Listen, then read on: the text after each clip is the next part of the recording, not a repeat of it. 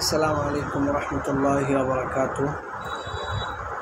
আমাদের ধারাবাহিক ক্লাস অনুযায়ী আজকে আমরা খিয়ারে রুইয়াত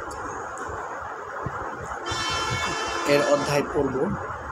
তো খিয়ারে রুইয়াত এর শাব্দিক বিশ্লেষণ হচ্ছে খিয়ারুন এর অর্থ হলো ইচ্ছা, স্বাধীনতা। আর রুইয়াতু এর অর্থ হচ্ছে দর্শন। তো খিয়ার শব্দটিকে আর রুইয়াতুন শব্দের দিকে ইজাফত করা হয়েছে। এর অর্থ হচ্ছে দর্শনের ইচ্ছাধিকার অথবা স্বাধীনতা। এটাকে ইজাফাতুল হুব ইলা সাবাবিহি বলা হয়ে থাকে। খিয়ারে রুইয়াত আমরা আমাদের সামাজিক জীবনযাপনে খিয়ারে রুইয়াতের আমাদের প্রয়োজনীয়তা রয়েছে।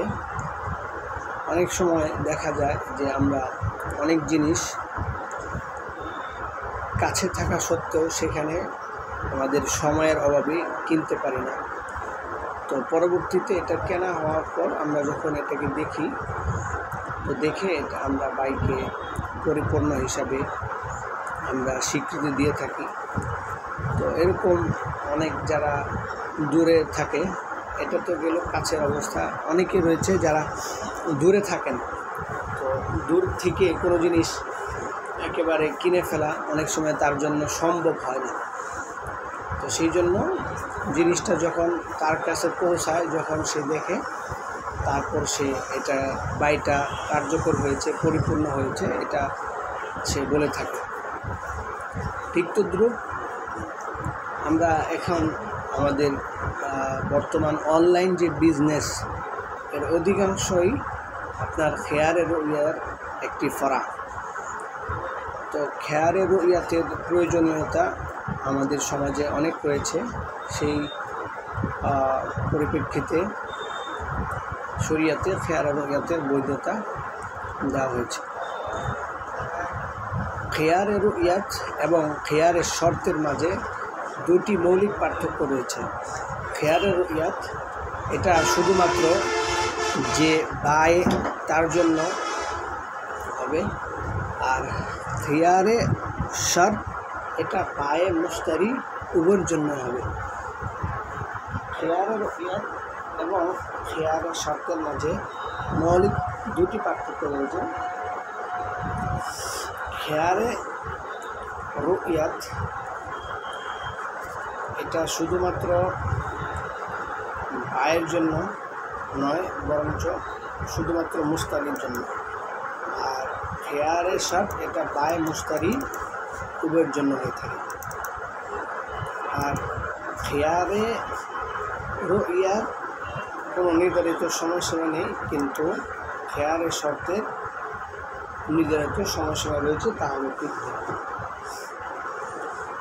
এখন আসুন আমরা কিতাবে পড়া শুরু করি। ওয়ামান ইশতারা শাইআন, ওয়ামান আর যে ব্যক্তি ইশতারা ক্রয় করলো শাইআন কোনো জিনিসকে, লাম ইয়ারাহু এমন জিনিস যা সে দেখেনি। অর্থাৎ কেউ যদি না দেখে কোনো জিনিস ক্রয় করলো, ফাল বাইউ জাইজুন, তাহলে বাইটা জায়েজ হয়ে যাবে। ওয়ালাহুল খিয়ারু, আর তার জন্য খিয়ার থাকবে ইদা রাআহু, যখন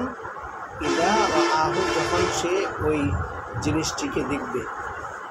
জিনিসটিকে দেখার পর তার ইনশা আখাদাহু, যদি সে চায় তাহলে ওই জিনিসটি সে নিতে পারবে। বিজামি'আস সামান, পুরো মূল্য দিয়ে। জামি' মানে পুরোপুরি, আর সামান মানে মূল্য। ওয়া ইনশা রাদ্দাহু, ওয়া আর ইনশা যদি সে চায়, রাদ্দাহু মাবিটিকে সে ফিরিয়ে দেবে। কেউ যদি কোনো জিনিস না দেখে ক্রয় করে, তাহলে বাইটা জায়েজ হয়ে যাবে। আর তার জন্য যখন সে দেখবে, তার জন্য খিয়ার সাব্যস্ত হবে। যদি সে চায় দেখার পর ওই জিনিসটিকে নেবে, তাহলে পুরো মূল্য দিয়ে নিতে হবে, অন্যথায় ওই জিনিসটি সে ফেরত দিয়ে দেবে। এটা ছিল আমাদের মাযহাব। তবে ইমাম শাফি রহমতুল্লাহ আলাইহি বলেন বাইটাই জায়েজ হবে না। وقال الشافعي رحمه الله إمام الشافعي رحمة الله عليه বলেন لا يصح العقد أصلا عقدটাই لا يصح সহিহ হবে না আল আকদ চুক্তিটি আসলান মৌলিকভাবে চুক্তিতেই সহিহ হবে না। ইমাম শাফি রহমতুল্লাহ আলাইহির দুটি দলিল রয়েছে হাদিস। হযরত আবু হুরায়রা রাদিয়াল্লাহু আনহু হযরত আবু হুরায়রা থেকে একটি হাদিস বর্ণিত রয়েছে, তা হলো যে নবী সাল্লাল্লাহু আলাইহি ওয়াসাল্লাম নাহা আন বাইইল গরর, রাসূল সাল্লাল্লাহু আলাইহি ওয়াসাল্লাম প্রতারণামূলক বেচা কেনা থেকে বাধা প্রদান করেছেন। এটা হচ্ছে একটি হাদিস। আর 2 নম্বর হাদিস হচ্ছে عن حكيم بن حزام رضي الله عنه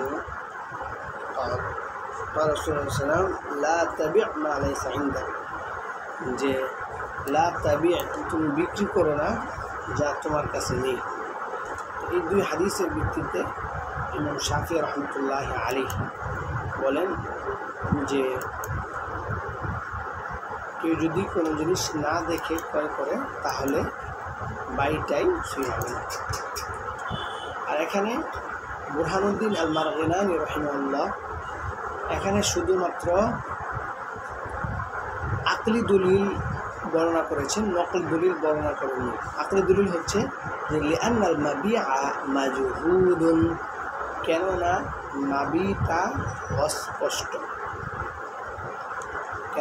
মাবিটা অস্পষ্ট,